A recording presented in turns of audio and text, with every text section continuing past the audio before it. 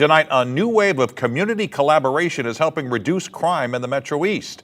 Homicides in East St. Louis recently dropped to their lowest level in nearly 50 years. Brent Solomon reports that community leaders say the progress means the work can't stop now. Can't stop now. You know, even with population dropping in East St. Louis and surrounding areas, leaders there say the factors that lead to crime haven't gone anywhere. That's why boots on the ground efforts are working harder than ever to keep moving the needle. In the Metro East, the color orange is becoming a symbol of safety.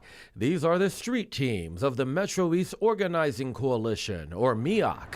Since 2021, they've expanded their reach, going door to door, teaching de-escalation in areas where crime has hit hard. Our street team goes out into the communities to create presence, to create relationships in the communities. We want the people to call us before they call the police. The numbers tell a staggering story. In 2019, East St. Louis saw 36 homicides. Last year, that number dropped to 15, the lowest in 45 years.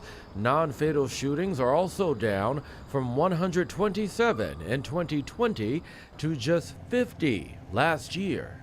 We've seen upwards of 38% reduction in violent crimes. If we could make 38%, reduction in violence in a place like East St. Louis, with 20% of the work being funded, what could we do with more funding? Trayvon Jones, a Marine veteran who returned home after 14 years to help his community, says the secret is collaboration. It's important for us to continue to work with law enforcement. We don't get brutalized by our police officers, and I think mostly because they're neighbors of ours, or they have been trained to treat us like neighbors. That trust is paying off. The clearance rate for homicides improved last year, with law enforcement solving 15 cases in 2025. One neighbor tells me he credits the drop to officers getting to know the people they serve.